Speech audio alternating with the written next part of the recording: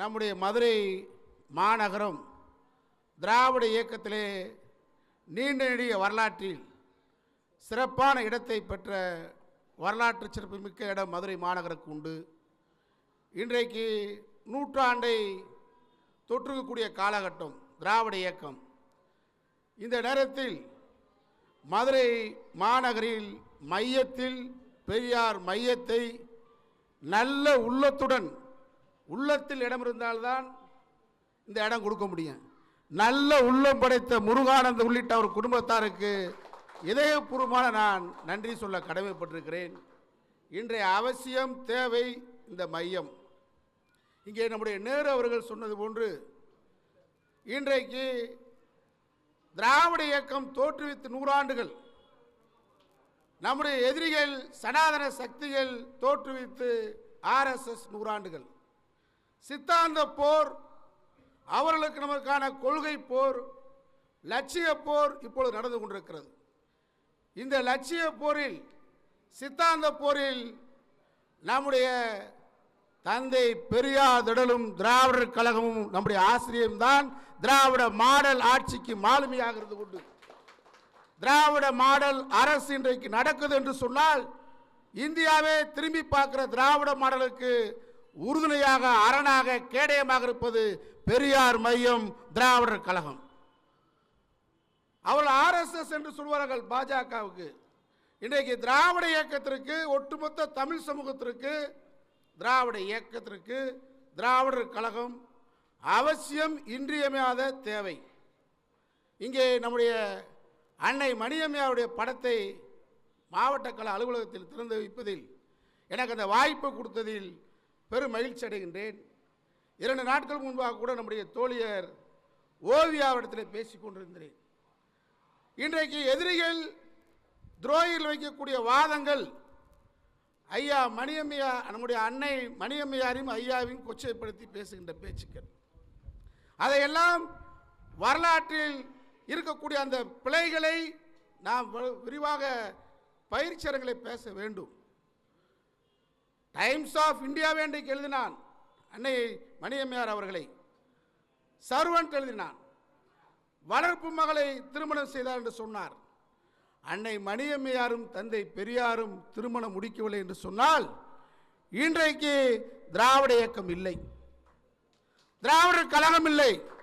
அதான் வரலாறு. அன்னை மணியம்மையார் அவர்கள் வேலூரிலே ஆசிரியர், அவருடைய தந்தையார் திராவிடர் கழக குடும்பம், அந்த குடும்பத்திலிருந்து வளர்ந்தவர். அவர் SSLC தேர்வு எழுத முடியல, அவங்களுடைய பெற்றோர்கள் உடல்நலக் குன்றிய காரணத்தால் 2 முறை தேர்வு எழுத முடியல. மதுரைக்கு மணியம்மையார் தேர்வு எழுதுவதற்கு புலவர் பட்டம் தேர்வு எழுதுவதற்காக வந்திருக்காங்க. வந்த இடத்துல அவங்க உறவினர் ஒருத்தர் பார்த்தா, அந்த காலத்தில் பெண்கள்லாம் எப்படி இருக்காங்கன்னு கேட்டால் வீட்டை விட்டு வெளியே வர முடியாது. மணியம்மையார் அவங்க உறவினர் ஒருத்தர் மதுரையில் பார்த்துட்டு, இந்த பொண்ணு வீட்டிலேருந்து கோச்சிட்டு வந்துருச்சு போன்னு சொல்லி, அந்த பொண்ணு எவ்வளோ சொல்லி கேட்கல, நீ எங்கேயோ கோச்சிட்டு வந்துட்டேன்னு சொல்லி போலீஸ் ஸ்டேஷனுக்கு கூப்பிட்டு போயிட்டார். போலீஸ் ஸ்டேஷனில் ஹால் டிக்கெட்லாம் காட்டிட்டு தான் அந்த தேர்வு எழுதுனாங்க. அன்றைக்கு புலவருக்கு அவங்க தேர்வு போட்டிருக்காங்கன்னா தன்னிறைவான வாழ முடியும். ஒரு ஆசிரியர் குடும்பம், அவருடைய குடும்பம், திராவிட இயக்க குடும்பம், மொழி போராட்டத்தில் கலந்துக்கிட்டு வேலூர் சிறையில் இருந்தவங்க. ஆசிரியருக்கு இங்கே நீங்கள் பார்த்தீங்க சொன்னால், அந்த சாமியார் பேர்களுக்கு பெண்ணுங்கள் பணிவுடை செய்ய போனால் என்ன சொல்கிறான், மடாதிபதிகளுக்கு போனால் என்ன சொல்கிறான், சீடர் என்றான். ஆதினத்துக்கு போனால் சீடர், நித்யானந்துக்கு போனால் சீடர். ஆனால் ஐயா அவர்களுக்கு பணிவுடை செய்ய வந்தவர்கள் தலைமை கழக பேச்சாளராக இருந்தார், எழுத்தாளராக இருந்தார். அண்ணா அவர் கூட முரண்பட்டிருந்த நேரத்தில் கூட 67 ஆட்சிக்கு வந்தவுடன் ஐயா அவர்களை சந்திக்கும் பொழுது நம்முடைய அம்மையார் மணியம்மையாரை பார்த்து, நாங்கள் வருத்தப்படுகிறோம், நீங்கள் இல்லை என்றால் ஐயா 10 ஆண்டுகளுக்கு முன்பே மரணம் அடைந்திருப்பார், நீங்கள் தான் ஐயாவை எங்களுக்கு தந்தீர்கள் என்று சொன்னார்கள். அன்றைக்கு தத்தெடுப்பு கிடையாது சட்டத்தில். அதனால தான் ஐயா நீங்கள் இந்தியாவில் பார்த்தா பிஜேபிக்கார எல்லா தலைவர்களையும் கொண்டாடுற, அம்பேத்கர் உட்பட. தந்தை பெரியார் ஒருவரை மட்டும் கொண்டாட முடியாத அளவுக்கு எதையும் தொலைநோக்கு சிந்தித்தவர், தொலைநோக்கு பார்வையோடு பார்த்தவர். அன்றைக்கு மகளாக தத்தெடுக்க முடியாது, இந்து சட்ட அடிப்படையில். அம்பேத்கர் பௌத்த மதத்துக்கு மாறினத்தில் கூட ஐயா மாற மறுத்தார். இந்து என்று சொன்னால்தான் அவன் சொல்லுகின்ற இந்து மதத்திலிருந்து மூட நம்பிக்கையை ஒழித்து பேச முடியும். அந்த அடிப்படையில் அன்றைக்கு தத்தெடுக்க முடியாத சட்டம், ஐயா அவர்கள் சேர்த்து வைத்த சொத்து தான் இன்றைக்கு பெரியார் மையம் சுயமரியாதை பிரச்சார உலகம் முழுவதும் சென்று சொல்லிக்கிட்டு சொன்னால் அன்னை மணியம்மையார் ஐயாவுடைய திருமணம் தான். அதனால இதையெல்லாம் நாம எதிர்கால தலைமுறைக்கு விலைக்கு சொல்ல வேண்டும், பயிற்சி பட்டறைகளை உருவாக்க வேண்டும். இனிமேல் பாஜக சனாதன இந்த சக்திகளை வீழ்த்த வேண்டும் என்று சொன்னால் இளைஞர் படைகளை, மாணவர்களை உருவாக்க வேண்டும்.